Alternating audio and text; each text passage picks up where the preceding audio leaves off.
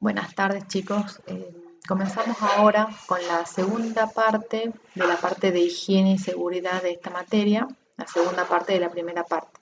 Hasta ahora hemos hablado de todos los riesgos vinculados a la parte de higiene industrial. Los diferentes riesgos que fuimos desarrollando hasta ahora son los que pueden tener asociados el desarrollo de una enfermedad profesional.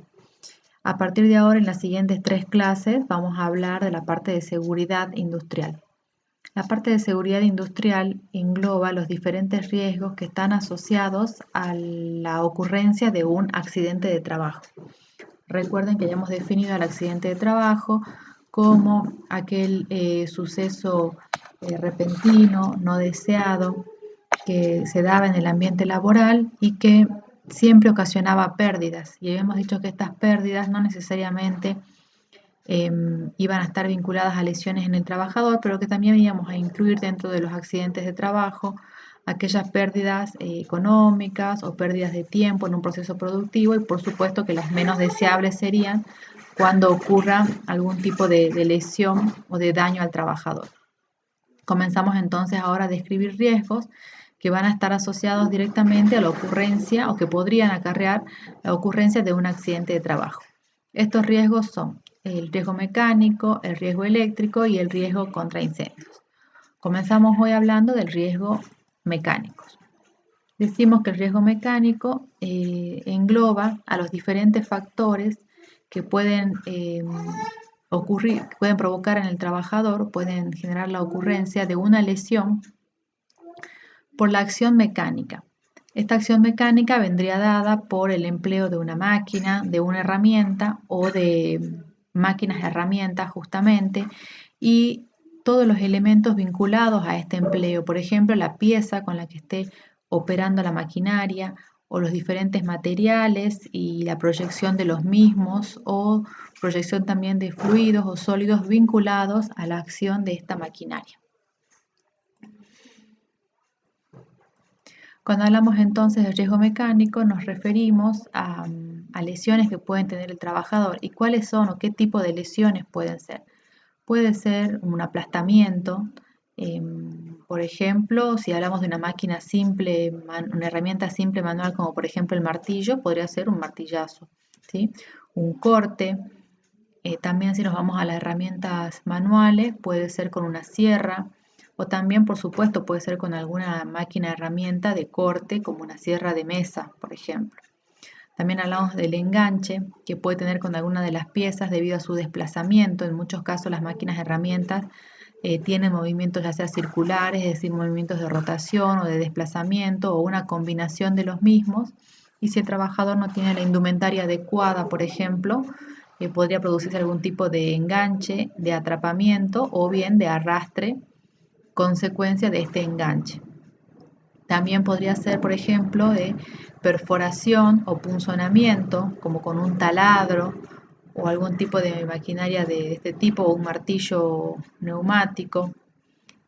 También debido, como hablamos de la proyección de materiales, que la proyección de sólidos o de fluidos, por ejemplo, un trabajador que esté operando una amoladora y que si no usa las protecciones adecuadas, le llegue alguna pieza de material con el que está trabajando, o bien que las maquinarias no tengan las protecciones que ahora vamos a ver cómo se denominan, y que por ejemplo le genere un roce en la mano y una lesión al respecto. Este es uno de los tipos, cuando hablamos de riesgo mecánico justamente nos referimos a aquellas tareas que en algún momento dijimos que existen tareas que sí o sí requieren el uso de protección personal. Bueno, por ejemplo, el riesgo mecánico es una de estas, es uno de los riesgos a los cuales puede exponerse un trabajador que inevitablemente, además de tener las protecciones que tengan que tener los equipos, que ahora vamos a ver cómo se emplean, y a qué tipo de protecciones son, también requiere el empleo de protección personal para el trabajador. Cuando hablamos entonces de riesgo mecánico, en particular la ley 19.587, que es la ley que venimos mencionando desde la primera clase de higiene y seguridad, en su título 5 habla de máquinas y herramientas, que es lo que vamos a hablar en esta clase en particular. Los aparatos para izar comprenden el conjunto de grúas o puentes grúas, y todo lo que tenga que ver con esto, que requiere siempre la operación de un trabajador especializado y capacitado para ello. Aparatos que puedan desarrollar presión interna, por ejemplo, una caldera, y algún tipo de trabajo con riesgos especiales, por ejemplo, con equipamientos neumáticos, como un martillo neumático que habíamos mencionado. Nosotros en particular nos vamos a enfocar en el empleo de máquinas y herramientas. Cuando hablamos entonces de máquinas y herramientas, las que se denominan máquinas y herramientas como tornos, por ejemplo, y también, por un lado, las herramientas que pueden ser manuales o pueden ser manuales comunes o manuales ordinarias, como el martillo, un serrucho, un destornillador, una pinza, o manuales eléctricas, como por ejemplo una amoladora o un taladro. En general, en las maquinarias vamos a encontrar diferentes movimientos que pueden llegar a generar algún tipo de riesgo al trabajador y que requieren la operación de las máquinas con especial atención. Por ejemplo, un elemento de rotación, como mencionamos recién, un taladro, una sierra de mesa, en este caso parecería que una sierra de mesa y aquí como una amoladora de mesa donde se coloca la pieza para realizar algún tipo de acabado en particular. También los riesgos en las máquinas pueden estar en los puntos de rotación de estas maquinarias, entonces va a haber elementos de rotación o puntos de rotación. Por ejemplo, podría haber un gancho acá en esto que sería un tornillo sin fin o en este conjunto de engranajes. Y también puede haber un movimiento combinado de los mismos.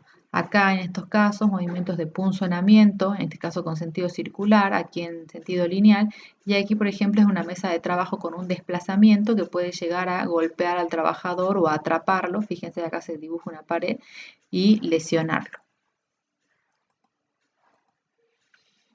Cuando ocurren accidentes vinculados a la acción de herramientas mecánicas, ya sea manuales, eléctricas o máquinas, herramientas propiamente, hemos mencionado entonces el tipo de lesión que puede provocar al trabajador. Ahora, ¿cuáles son las causas de estas lesiones? Puede ser, por ejemplo, un contacto directo específicamente con estas partes móviles que estamos mencionando de las maquinarias, los puntos de rotación, los sectores de desplazamiento, por ejemplo, o algún tipo de enganche de una parte de la maquinaria que se desplace. También pueden generar consecuencias el desarrollo de un proceso con algunas de estas maquinarias. Por ejemplo, que salte metal caliente, que salten materiales abrasivos, por ejemplo, en el caso de una amoladora o algún tipo de fluido como hemos mencionado. Otra causa bastante común es una falla en la comunicación de los operarios. ¿Por qué puede ser esto? Porque los operarios no se entiendan, puede ser que en ese ambiente laboral, como venimos mencionando, haya un nivel excesivo de ruido, que no se conozcan los dos trabajadores y no entiendan el tipo de indicaciones que se están dando.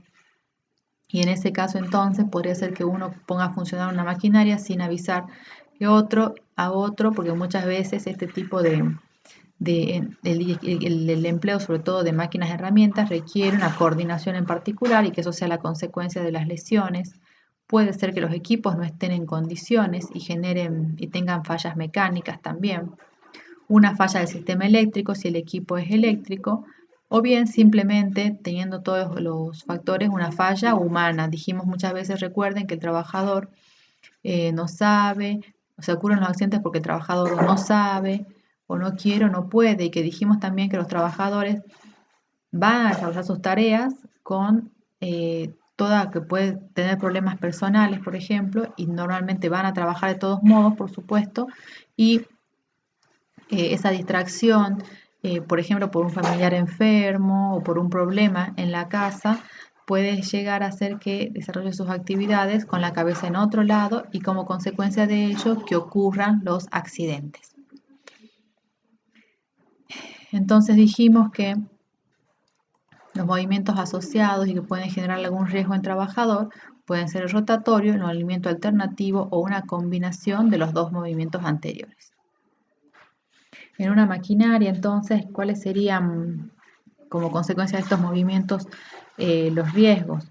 Podría ser, por ejemplo, que la máquina tenga aristas cortantes o algunas partes agudas, es decir, lo riesgoso sería la forma de la máquina que asociado a este tipo de movimientos genere lesiones al trabajador. También que existan zonas de atrapamiento, como veíamos recién en la imagen anterior, aquí, una zona de aterramiento por el desplazamiento de la máquina contra la pared, por ejemplo, que puede llegar a generarle alguna lesión al trabajador. También la relación entre la masa y la estabilidad de la maquinaria, es decir, su energía potencial, su masa y la velocidad con la que se desarrolla el movimiento de la maquinaria, es decir, su energía cinética. También puede ser la resistencia que tenga la máquina a la rotura o a la deformación, que no sea la adecuada y eso le genere consecuencias, o bien una excesiva acumulación de energía porque tenga un depósito de presión, como por ejemplo mencionamos hace rato las calderas, ¿sí? Todo esto entonces puede estar asociado o terminar desembocando en un accidente de trabajo si no se operan las maquinarias con la atención debida. La principal protección que tiene el trabajador contra las maquinarias la constituyen lo que denominamos resguardos. Constituyen entonces los resguardos la primera medida de protección frente a los peligros mecánicos que pueda haber en la maquinaria. Decimos entonces que este tipo de medio de protección va a dificultar el acceso de las personas o bien de sus miembros, es decir, de sus pies o de sus manos o sus brazos o dedos, dependiendo de dónde esté la parte riesgosa, al punto o a la zona de peligro de la maquinaria. El resguardo entonces constituye específicamente una barrera material y puede ser resguardos de diferentes tipos como los vamos a ver ahora. Los resguardos, por ejemplo, pueden ser fijos. Los resguardos fijos son los que se mantienen en su posición, es decir, protegiendo la zona de peligro y se mantienen en su posición por que se mantienen cerrados o bien porque se encuentran, por ejemplo, por ser fijos, fijados por una soldadura, o bien mediante elementos que requieren el uso de una herramienta para poder ser retirados, como por ejemplo que estén fijados a través de tornillos y que requieran un destornillador para poder quitar ese resguardo y acceder a la parte riesgosa. Estos resguardos entonces no pueden ser retirados o abiertos sin el empleo de una herramienta. Pueden ser de diferentes tipos los resguardos fijos. Por ejemplo, pueden ser envolventes cuando encierran por completo la zona peligrosa, como en este caso. O bien pueden ser resguardos distanciadores cuando no encierran totalmente la zona peligrosa, pero por las dimensiones y la distancia a la zona la hacen inaccesible, como en este caso la zona peligrosa se encontraría aquí, pero el trabajador, debido a esta protección que se encuentra aquí, que sería el resguardo, no puede acceder a esa zona peligrosa. Fíjense que tendría que estar acá empujando una placa para que sea perforada, pero no puede llegar debido al resguardo a esa zona peligrosa. De esta forma entonces protege al trabajador. Los resguardos también pueden ser móviles cuando es posible habilitarlo sin el empleo de herramientas, pero para ello tienen que estar asociados a un dispositivo de enclavamiento que puede tener con o sin bloqueo, es decir, un dispositivo que trabe este resguardo cuando la máquina se encuentre funcionando o esté por funcionar. Los resguardos también pueden ser móviles o regulables, perdón, que pueden ser fijos o móviles, que son regulables en su totalidad o que incorporan partes regulables. Esto sería para el caso en el que sea necesario acceder a las máquinas en todo momento de su ciclo de trabajo. Acá hay un ejemplo de un resguardo móvil en el cual se tiene un dispositivo de enclavamiento y bloqueo, es decir, fíjense aquí, el resguardo está cerrado, sin embargo, que esté cerrado no implica que la máquina pueda llegar a ponerse en funcionamiento. En este caso el resguardo está libre. El resguardo permanece bloqueado cuando la máquina opera. Sería el caso entonces de un resguardo móvil. También sería el ejemplo de un resguardo, por ejemplo, en el cual la máquina solamente funciona cuando el operador tiene sus dos manos accionando el dispositivo. De esta forma se evita que quien está operando este dispositivo meta la mano en la zona riesgosa, que sería el accidente que podría llegar a ocurrir.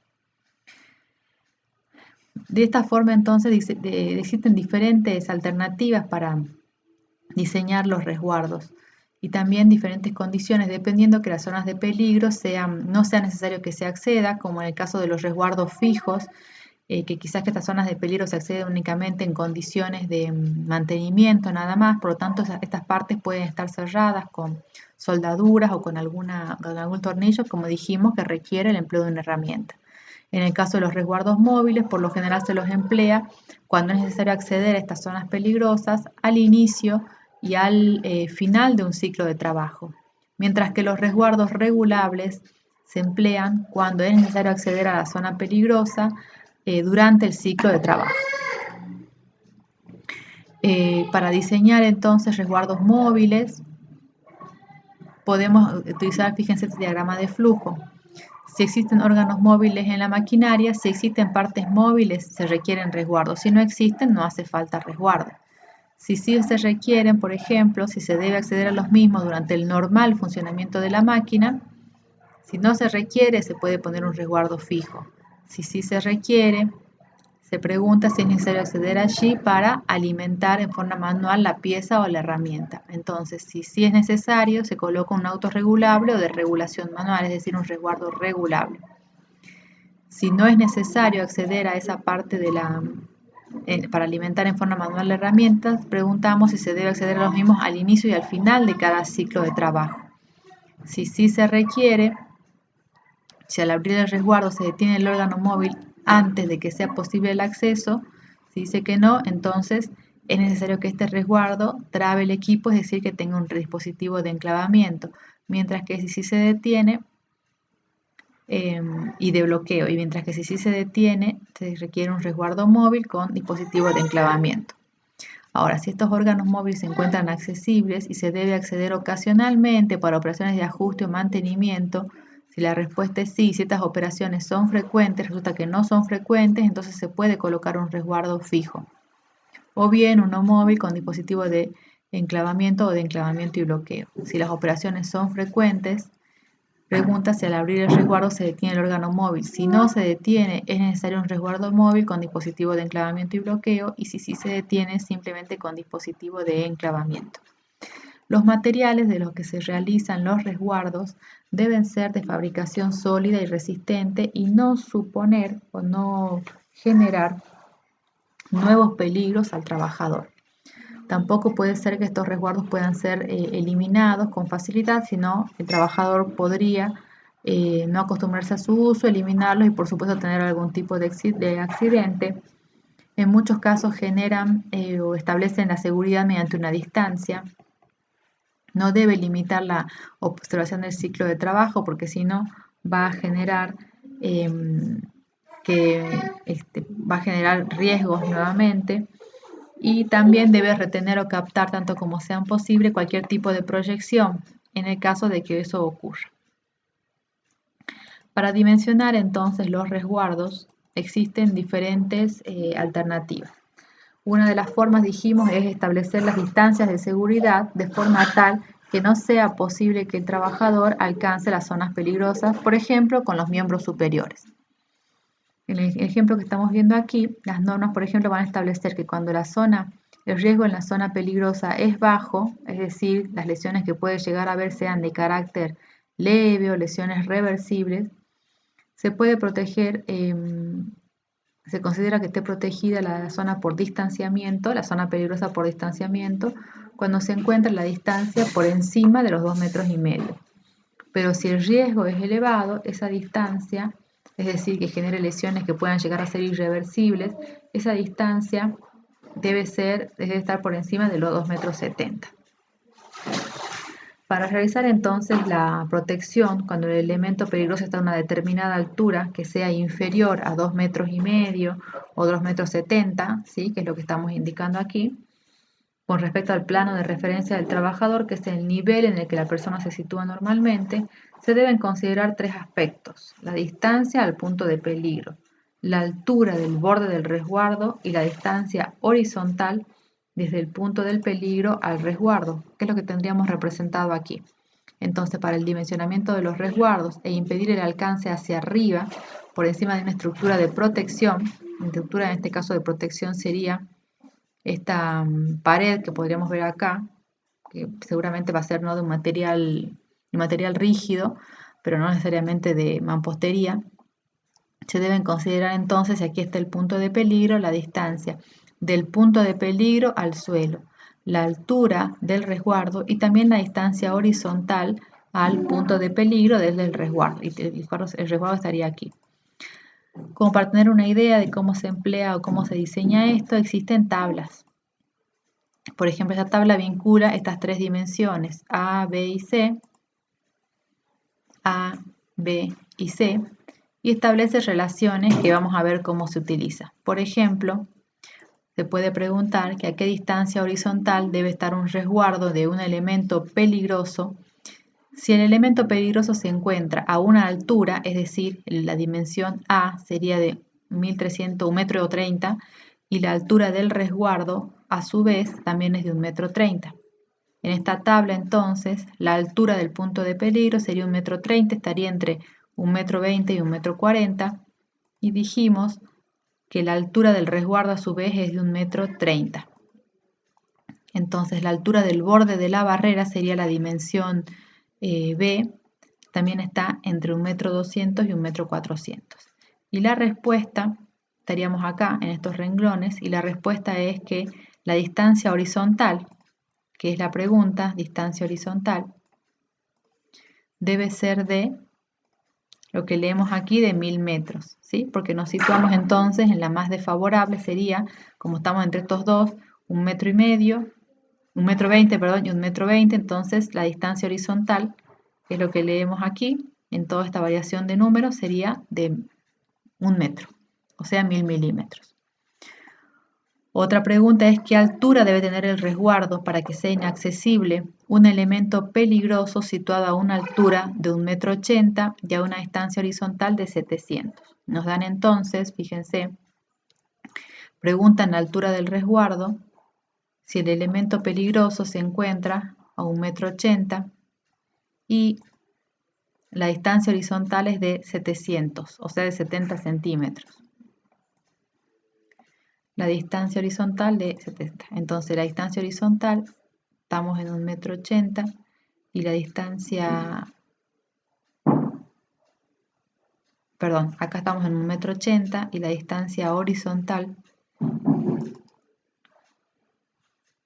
debe ser de 700 milímetros. Y estaríamos por acá, entre los 500 y 600, entonces la altura del resguardo debe ser de 1,80 m, que es lo que tenemos aquí. Estaríamos en este renglón y 600 o 700 sería el valor de C, entonces la altura del resguardo tendría que ser, la leemos aquí arriba, de 1,80 m. Por ejemplo, de esa forma entonces se emplean esas tablas. Otra opción es, por ejemplo, considerar el dimensionamiento de los resguardos para impedir el alcance alrededor de un obstáculo determinado. En este caso también existen tablas donde se determina la distancia de seguridad que se debe aplicar para impedir que personas de alrededor de 14 años en adelante alcancen zonas peligrosas con sus miembros superiores a través de una abertura de hasta 120 milímetros, o sea, 12 centímetros, y los efectos que sobre la limitación de los movimientos puedan llegar a producir medidas supletorias en el diseño de los resguardos cuando en los mismos se deban practicar aberturas.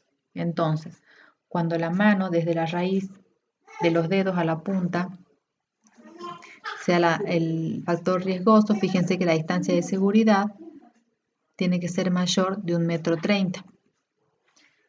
Cuando la parte del brazo en peligro sería la mano desde la muñeca hasta la punta de los dedos, esta distancia de seguridad debe ser mayor, perdón, yo dije 1,30 m, serían 13 centímetros, ¿sí?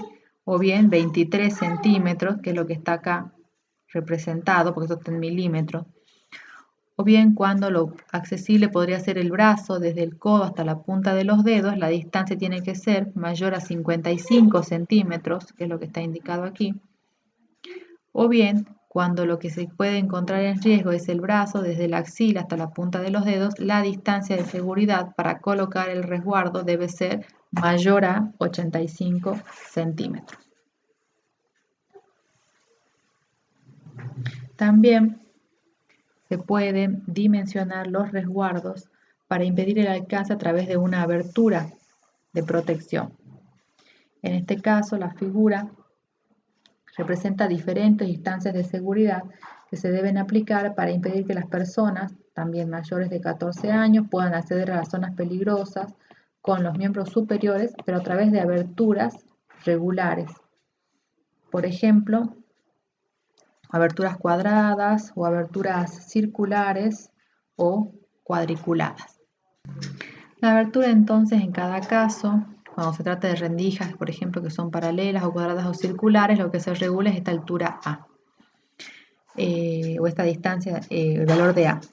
El valor de A, por ejemplo, puede estar entre 4 y 6, siempre hablando de milímetros, y en ese caso la distancia de seguridad dependerá que sea mayor que 10, mayor o igual que 10, mayor o igual que 5, y aquí también mayor o igual que 5.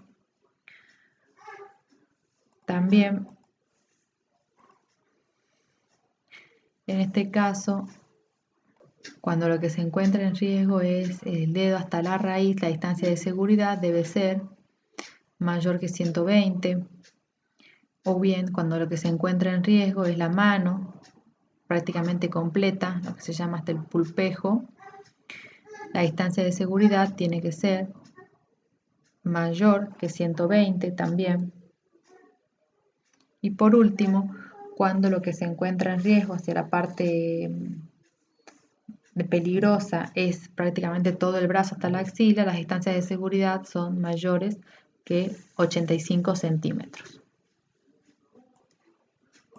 De la misma forma, cuando tenemos rendijas, pero lo que se puede llegar a poner en riesgo sería el pie del trabajador, va a depender de el tamaño de la rendija, las distancias de seguridad, que van a ser mayores, en la mayoría de los casos, a 25 milímetros o 2,5 centímetros, por ejemplo. Aquí fíjense que sería el dimensionamiento de los resguardos para impedir el alcance por debajo de estructuras de protección. Y bien, bueno, siempre tenemos el mismo razonamiento, tenemos tablas. Aquí sería el dispositivo de protección o el resguardo.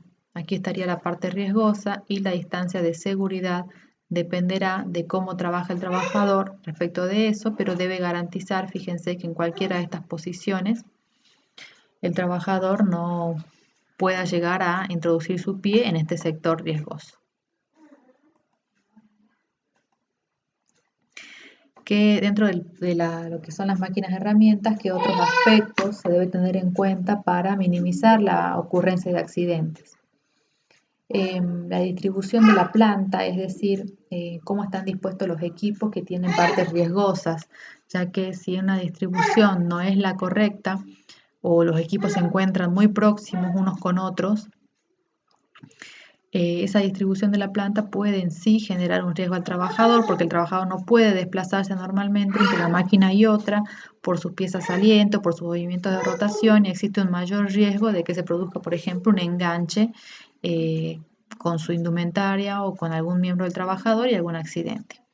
Siempre, como hemos mencionado, la automatización minimiza el riesgo sobre todo de accidentes de este tipo, ya que el trabajador no tendría, por ejemplo, que estar alimentando piezas permanentemente a una máquina y exponiéndose a estas partes riesgosas.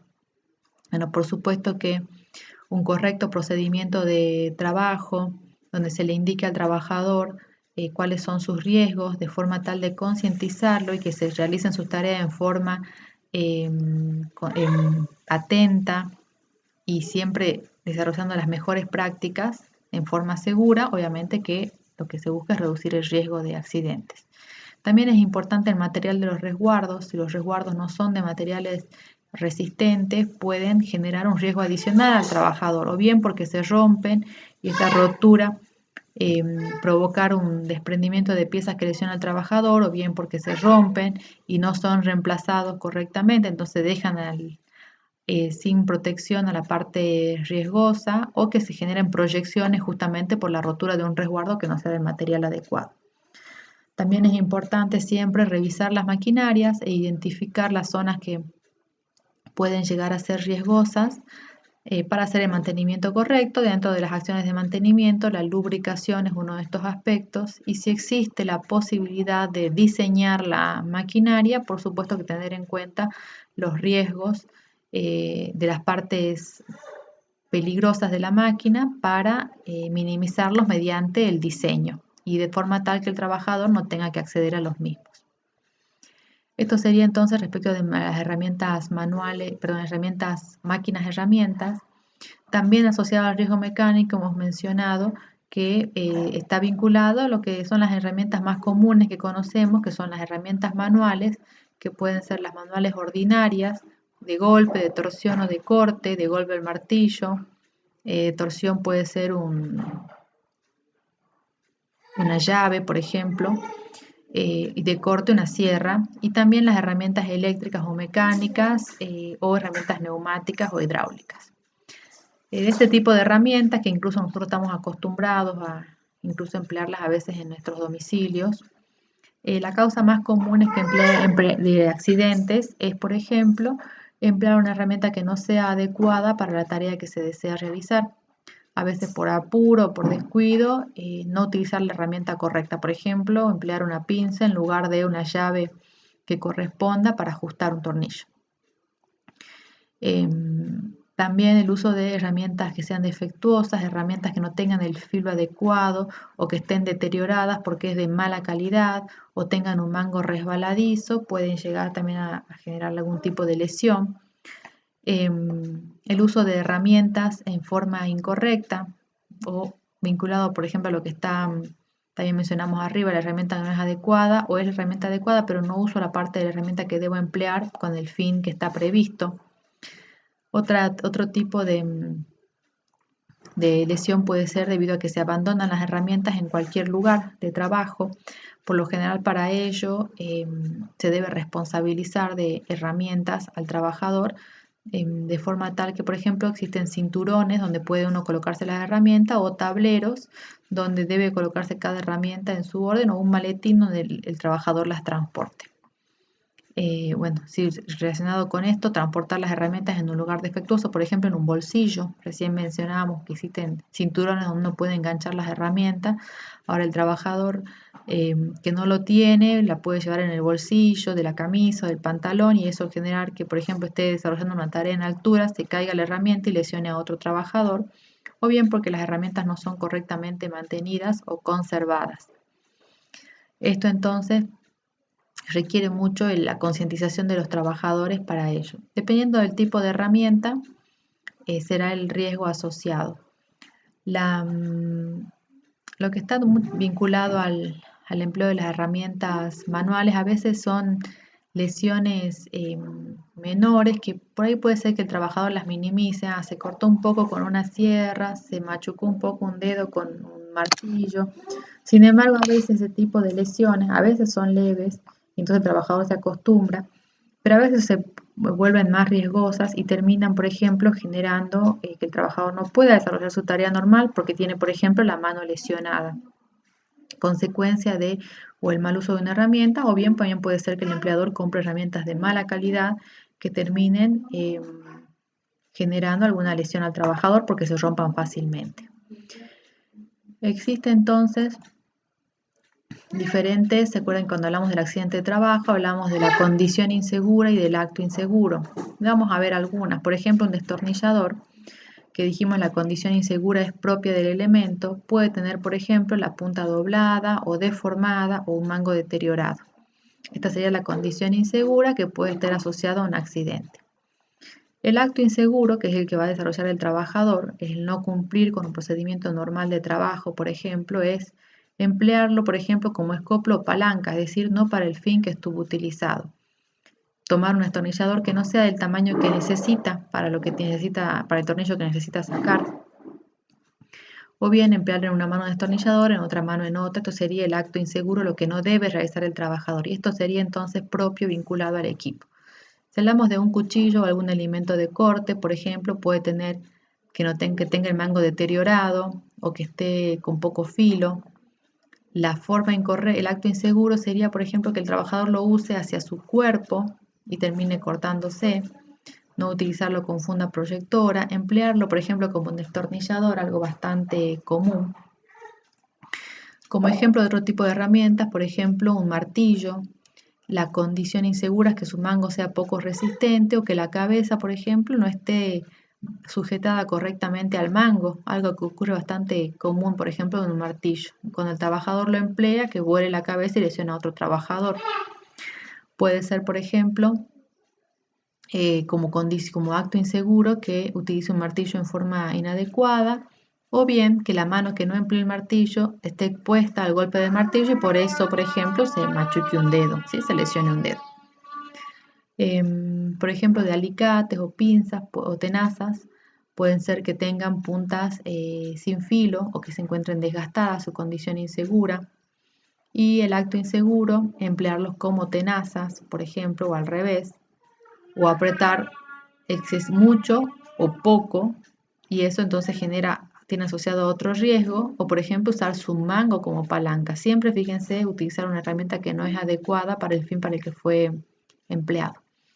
Y existen por supuesto otras, no vamos a leer todas, pueden verlas ustedes tranquilamente, pero por ejemplo una herramienta de corte como una sierra, que tenga un mango poco resistente y que no se sujete correctamente al material que se desea cortar, y eso puede generarle un corte al trabajador. Dentro de las herramientas que no son las ordinarias, sino puede haber herramientas eléctricas, neumáticas como el martillo o, por ejemplo, hidráulicas como un gato de elevación.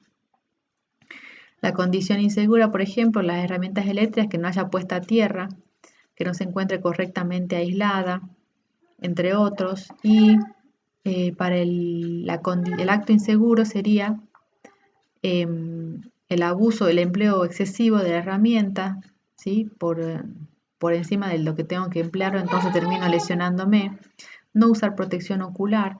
Aquí dijimos que en el uso asociado al riesgo mecánico es una de las tareas que sí o sí requieren el empleo de guantes de protección, de una protección visual, o bien también de botines de seguridad, por ejemplo.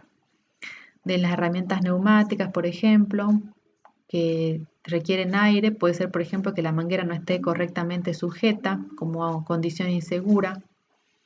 También puede ser que no se limpie la manguera adecuadamente, no se libere la presión antes de desconectar, y esa energía va a terminar generando, por ejemplo, algún chicotazo de la manguera que termine golpeando al trabajador, por ejemplo, dependiendo cuál sea la presión.